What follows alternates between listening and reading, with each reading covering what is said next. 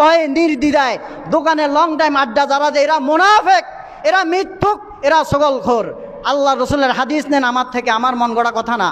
আল্লাহ রাসূলুল্লাহ সাল্লাল্লাহু আলাইহি ওয়াসাল্লাম আয়াতুল মুনাফিকি সালাসা ইযা হাদ্দাসা কাযিবা ওয়া ইযা ওয়াদা আখলাফা ওয়া ইযা তুমিনা খান। এক নম্বর হাদিস, মুনাফিকের আলামত তিনটা।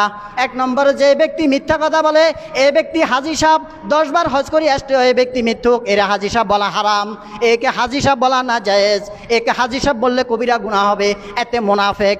এক কথায় শেষ, তারকে হাজি বলা হারাম। আমি ফতোয়া দিতেছি, আমি মুফতি। দ্বিতীয় নাম্বার হলো, যে ব্যক্তি ওয়াদা করে ওয়াদা খেলাফ করে এই ব্যক্তি মুনাফিক, তাকে ফরহেজগার বলা যাবে না, তাকে নামাজি বলা যাবে না, তাকে আল্লাহওয়ালা বলা যাবে না। তৃতীয় নাম্বার হলো, যে ব্যক্তি আমানতের খেয়ানত করে। আপনি মসজিদের টাকা রাখছেন, মাদ্রাসার টাকা রাখছেন, কোনো ভালো